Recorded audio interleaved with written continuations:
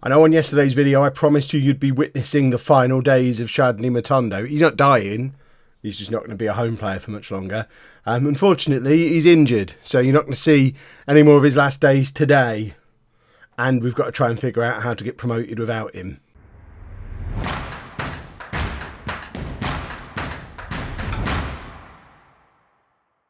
Hello and welcome to part 105 of It's Coming Home. I'm Kevin. Coming up on today's episode, we have two massive season-defining games away against 6th place Charlton and at home against top of the table. Oh no longer top of the table Middlesbrough, but still in an automatic promotion spot. Middlesbrough, since you were last with me, we've not really played like we want to get promoted. 5 games played, 1 win, 4 defeats. We are on a long unbeaten run, which is nice, but only getting... what's that add up to? 7 points from our last 5 games is not promotion form. If we'd have won just a couple more of those, we'd be in an automatic promotion spot already. This is what the league table looks like.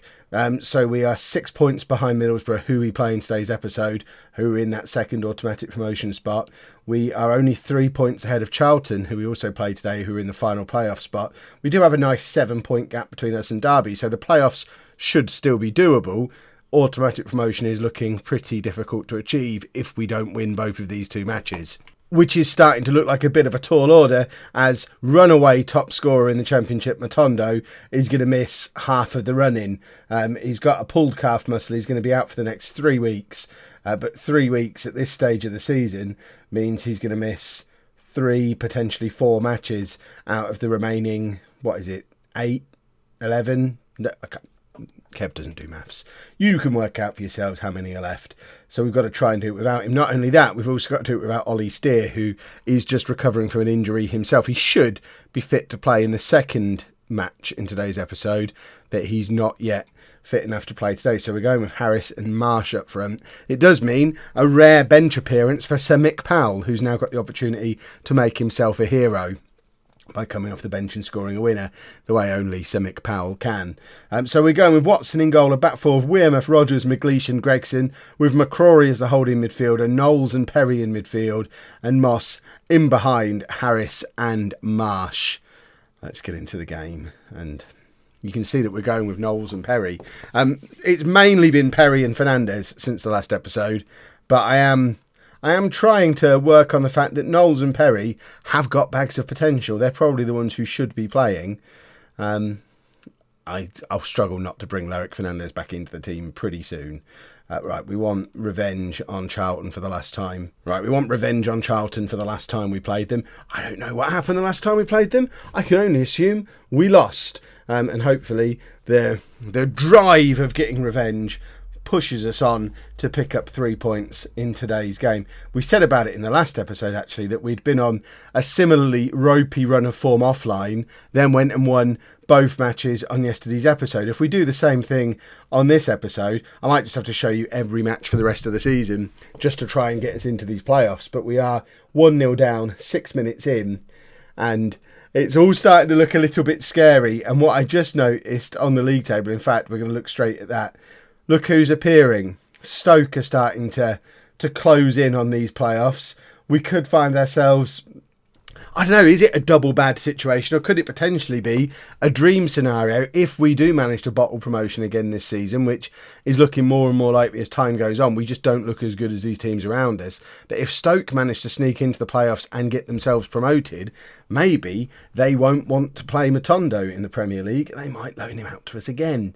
So it could be a blessing in disguise if we kind of fall apart. And what a pass from Knowles out to Gregson. He hit that with some welly, and Anthony Harris weighs in with his 18th goal of the season. There's a lot of pressure on Anthony Harris for these next bunch of games now. He is our only real goal threat, while we've got no Steer, no Matondo, Mick Powell trying to play in the Football League.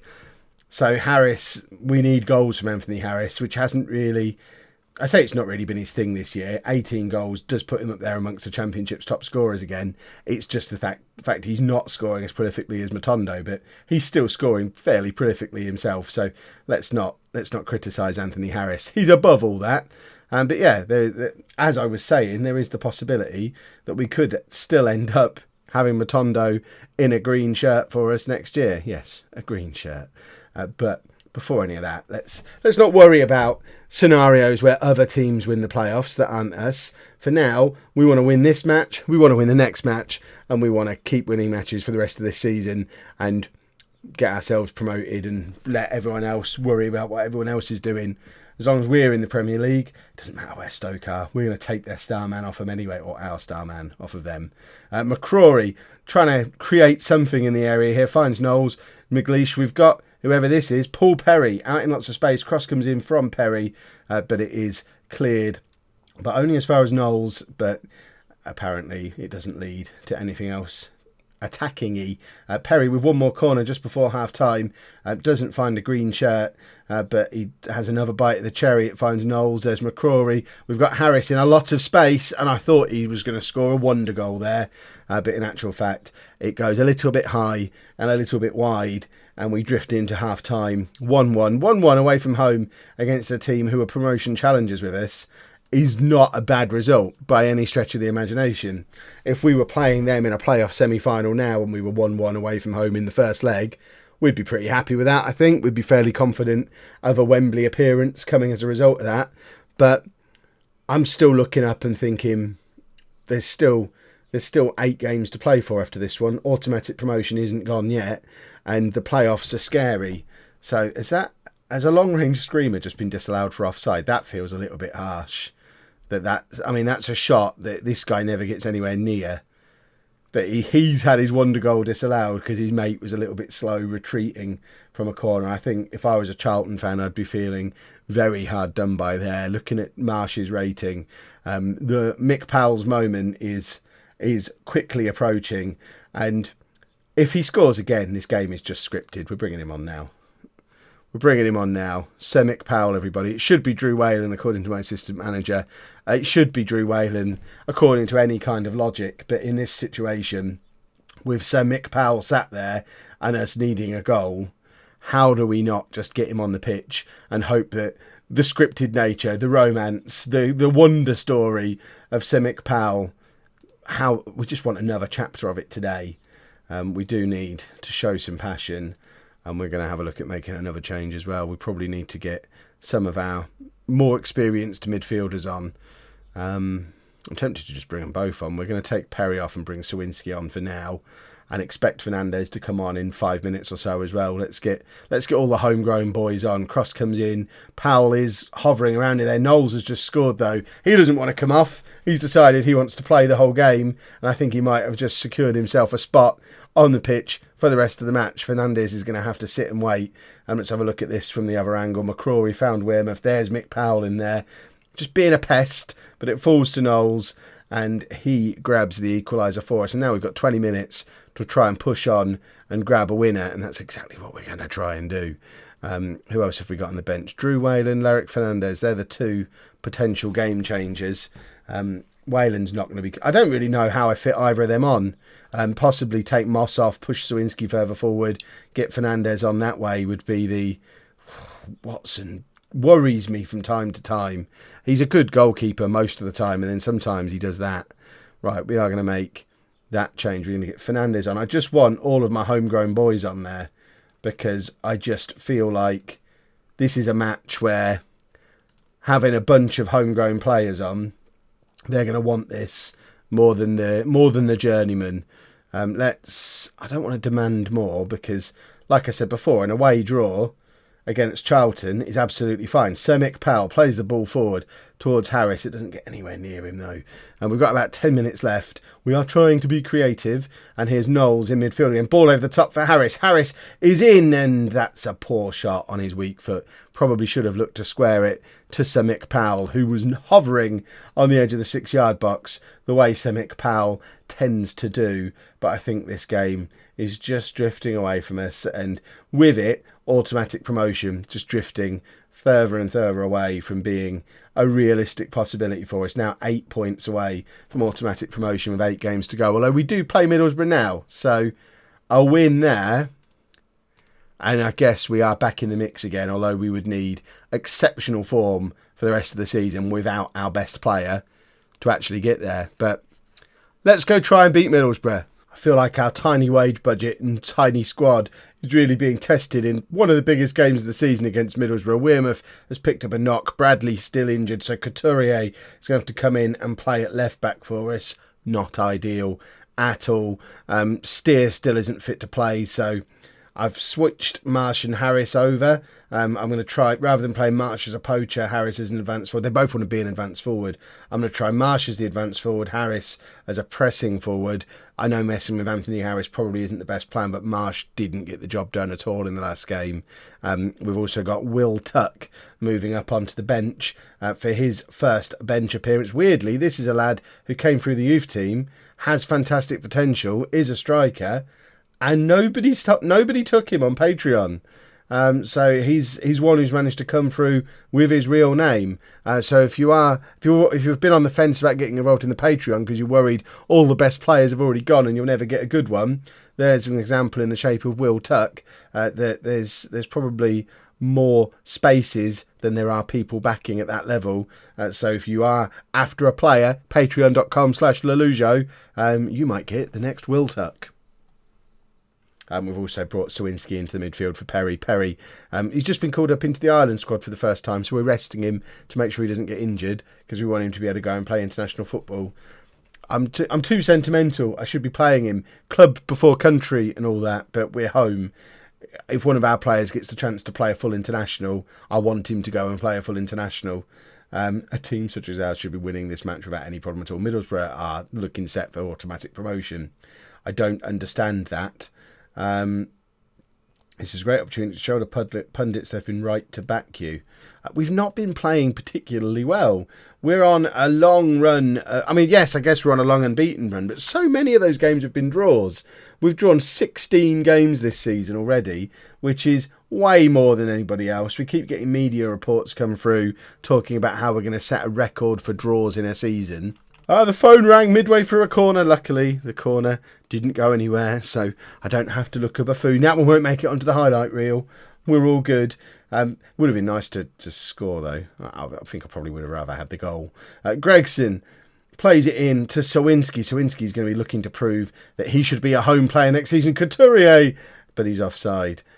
Obviously, young centre-back, lots of potential, playing completely out of position at left wing-back. He is capable of playing full-back on either side, but I don't think he ever signed up to be a home-style flying wing-back. But I guess if he's not going to get into the team at centre-back because the Stig is in his way as a backup, and obviously we have a lot of quality at centre-back. If he is going to have to find a route in at full-back on either side, he's going to have to learn to play wing-back because we're not going to ruin our system by having a deep sitting fullback. That just seems mad. Like a fullback who actually plays fullback, not on my watch. We want wingers playing. I probably would have been better off sticking a winger out there rather than a centre back. But Couturier looked like he was taking up a decent position. Rogers is another one who could play left back, I guess, if push came to shove. Knowles is there, and Knowles has scored again. Adrian Knowles, just like Paul Perry, is really trying to establish himself as a first-team regular starter.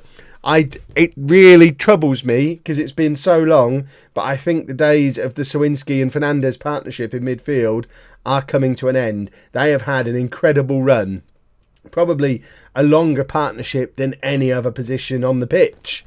They've been playing together since the non-league days, and they're still doing it here in the Championship and have been for a number of years. But I think their time is up. We've got Perry, we've got Knowles, Sawinski and Fernandes they're just more players in that midfield. We did talk in the summer about how we wanted to strengthen with some central midfielders.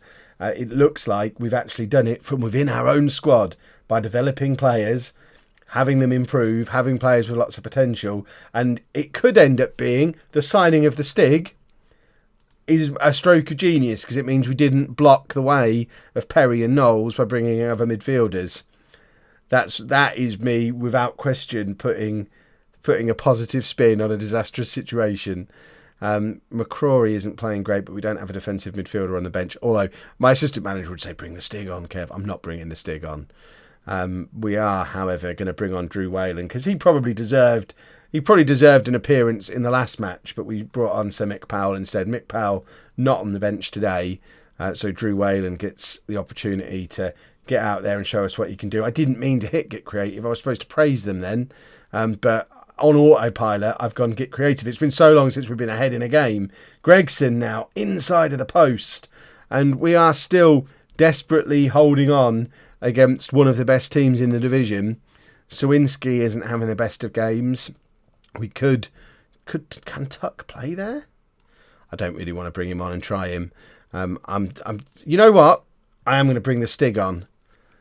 There you go. Let's see if the Stig can play as defensive midfielder. What am I doing in a match like this? The Stig will go down in history as the man who just ruined the whole save. He's going to find ways to constantly ruin the save. Or maybe he's the future of defensive midfield for Home Football Club. Who knows? And there is the Stig. Heads it forward to Sawinski and it's out to Perry. We're still attacking with 20 seconds to go against Middlesbrough. This is not what I expected. There is the Stig. Plays it into Knowles. Knowles shoots from range. It goes straight into their keeper's hands. But this does throw a spanner in the works for how the rest of the season was supposed to pan out, because all of a sudden we're inserting ourselves back into the automatic promotion mix again. 5 points behind Cardiff and Middlesbrough, 7 points behind Norwich. The title's gone, but with the right run of form, we could still push for second place, and we are looking very solid for the playoffs. And that's where we're going to head to for tomorrow's episode. We're going to go all the way through to the end of the season now. So let's have a little look at the schedule just to see what the last two matches are. And that'll be they'll be the two matches that we play in tomorrow's video.